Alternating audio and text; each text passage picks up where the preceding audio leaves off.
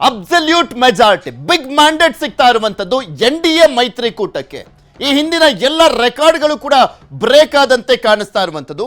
Exit ಪೋಲ್ನ ಅಂಕಿಅಂಶ ನೋಡುವಂತ ಸಂದರ್ಭದಲ್ಲಿ ಇಲ್ಲ, ಹೆಚ್ಚು ಕಮ್ಮಿ ಆಗಿ ಆಗುತ್ತೆ, ಅಲ್ಲಿ ಎಕ್ಸಿಟ್ ಪೋಲ್ ಹೇಳಿದ ರೀತಿಯಲ್ಲಿ ಬರೋದಿಲ್ಲ, ಕ್ಲೋಸ್ ಫೈಟ್ ಅಂತ ಹೇಳಲಾಗ್ತಾ ಇತ್ತು. ಇಲ್ಲ, ಕ್ಲೋಸ್ ಫೈಟ್ ಆಗ್ತಾ ಇಲ್ಲ, ಅರ್ಧಕ್ಕರ್ಧ ಕಡಿಮೆ ಇದೆ. ಈಗ ಬರ್ತಾ ಇರುವಂತ ಒಂದು ನಂಬರ್ಸ್ ಅನ್ನ ಗಮನಿಸುವಂತ ಸಂದರ್ಭದಲ್ಲಿ ಬಿಹಾರದಲ್ಲಿ ಸಿದ್ಧವಾಗ್ತಾ ಇದೆ NDA ಮೈತ್ರಿಕೂಟದ ಮತ್ತೊಮ್ಮೆಯ ಅಧಿಕಾರದ ವೇದಿಕೆ. ಬಿಹಾರ ಸಿದ್ಧವಾಗ್ತಾ ಇದೆ, ಮತ್ತೆ ಬರ್ತಾ ಇದೆ ನಿತೀಶ್ ಸರ್ಕಾರ. ಅವರೇ ಮುಖ್ಯಮಂತ್ರಿ ಅಭ್ಯರ್ಥಿ ಅಂತ ಘೋಷಣೆ ಮಾಡಿಲ್ಲ, ಆದರೆ ನಿತೀಶ್ ನೇತೃತ್ವದಲ್ಲಿ ಇರುವಂತ ಸರ್ಕಾರಕ್ಕೆ ನಿಮ್ಮ ವೋಟ್ ಬೇಕು ಅಂತ ಕೇಳ್ತಾ ಇದ್ದಂತ ಹಿನ್ನೆಲೆಯಲ್ಲಿ ಅವರೇ ಮುಖ್ಯಮಂತ್ರಿ ಆಗುವಂತ ಸಾಧ್ಯತೆ ಅಂತೂ ದಟ್ಟವಾಗೇ ಇದೆ. ಮತ್ತೆ ನಿತೀಶ್ ಕುಮಾರ್ ನೇತೃತ್ವದಲ್ಲಿ ಸರ್ಕಾರ ರಚಿಸುವಂತ ಹುಮ್ಮಸ್ಸಿನಲ್ಲಿ JDU ಇದೆ. ಎಕ್ಸ್ ನಲ್ಲಿ ಪೋಸ್ಟ್ ಮಾಡಿ ಸಂಭ್ರಮಿಸ್ತಾ ಇದ್ದಾರೆ JDU ನಾಯಕರು. ಮತ್ತೆ ನಿತೀಶ್ ಕುಮಾರ್ ನೇತೃತ್ವದ ಸರ್ಕಾರ ಅಂತ NDA ಮುನ್ನಡೆ ಹಿನ್ನೆಲೆಯಲ್ಲಿ ಅಧಿಕಾರದ ಹುಮ್ಮಸ್ಸಿನಲ್ಲಿ JDU ಇದೆ. ಸಹಜವಾಗಿ ನಿತೀಶ್ ಕುಮಾರ್ ಅವ್ರನ್ನ ಬದಲಾವಣೆ ಮಾಡುವಂತ ಸಾಧ್ಯತೆ ಅಂತೂ ಕಡಿಮೆ. ಯಾಕೆ, ಯಾವ ಕಾರಣಕ್ಕೆ, ಏನ್ ರೀಸನ್ ಅಂತ ನೋಡೋದಾದ್ರೆ ಮೇನ್ ಆಗಿ ಕೇಂದ್ರದಲ್ಲಿ ಇರುವಂತದ್ದು ಸಮ್ಮಿಶ್ರ ಸರ್ಕಾರ.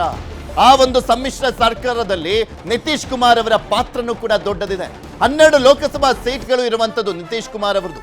ಸೊ ಹೀಗಾಗಿ ಅವರ ಪಾತ್ರ ಬಹುಮುಖ್ಯವಾಗಿರುವಂತ ಹಿನ್ನೆಲೆಯಲ್ಲಿ ಅವರನ್ನ ಇನ್ನಷ್ಟು ದಿನಗಳ ಕಾಲ ಮುಖ್ಯಮಂತ್ರಿ ಸ್ಥಾನದಲ್ಲಿ ಅಧಿಕಾರಕ್ಕೆ ಬಂದಿದ್ದೇ ಆದಲ್ಲಿ ಮುಂದುವರಿಸುವಂತ ಎಲ್ಲಾ ಚಾನ್ಸಸ್ ಇದೆ.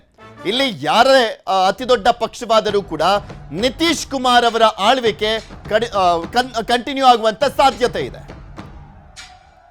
जिंदगी का एक ही तो नाम है, युद्ध है उपासना, तो जीत ही मुकाम है.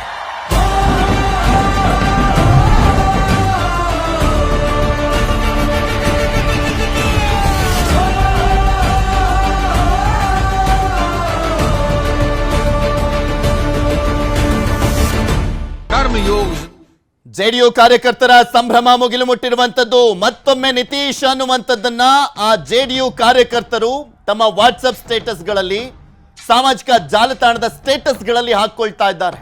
ಮತ್ತೊಮ್ಮೆ ನಿತೀಶ್, ಮತ್ತೊಮ್ಮೆ ಮುಖ್ಯಮಂತ್ರಿ ಅಂತ. ಬಿಕಾಸ್ 20 ವರ್ಷಗಳಿಂದ ಅಧಿಕಾರದಲ್ಲಿರುವಂತ ನಿತೀಶ್ ಅವರ ಒಂದು ಆಂಟಿ ಇನ್ಕಂಬೆನ್ಸಿ ಈ ಬಾರಿ ಹೊರತಾ ಕೊಡ್ಬೋದು NDAಗೆ ಅನ್ನುವಂಥದ್ದು ಚುನಾವಣೋತ್ತರ ಸಮೀಕ್ಷೆಗಳಿಗೂ ಮುಂಚೆ ಹೇಳಲಾಗ್ತಾ ಇತ್ತು. ಇಲ್ಲ, ಹಂಗಾಗಿಲ್ಲ. ನಿತೀಶ್ ಕುಮಾರ್ ಅವ್ರನ್ನ ಇನ್ನೂ ಅಪ್ಕೊಂಡಿದ್ದಾರೆ ಬಿಹಾರದ ಜನ. ಓಕೆ, ನಮಗೆ ನಿತೀಶ್ ಕುಮಾರ್ ಅವರೇ ಇರ್ಲಿ ಅನ್ನುವಂತ ರೀತಿಯಾದಂತ ಮತ ಸಿಕ್ಕಂತೆ ಆಗ್ತಾ ಇದೆ. ಒಂದು ಬಿಜೆಪಿ ಜೊತೆಗಿನ ಪ್ಲಸ್, ಇನ್ನು ಒಂದ್ ಕಡೆ ನಿತೀಶ್ ಕುಮಾರ್ ಅವರನ್ನ, ಅಂದ್ರೆ ಅವರ ಆರೋಗ್ಯದ ವಿಚಾರ ದೊಡ್ಡ ಮಟ್ಟದಲ್ಲಿ ಚರ್ಚೆ ಆಗ್ತಾ ಇತ್ತು. 74 ವರ್ಷ ಆಗ್ಬಿಡ್ತು ನಿತೀಶ್ ಕುಮಾರ್ ಅವರಿಗೆ. ಸೊ ಹೊಸ ನಾಯಕನನ್ನ ತರೋಣ ಬಿಹಾರಕ್ಕೆ. ತೇಜಸ್ವಿ ಯಾದವ್ ಅವರ ಪರವಾಗಿ ದೊಡ್ಡ ಮಟ್ಟದಲ್ಲಿ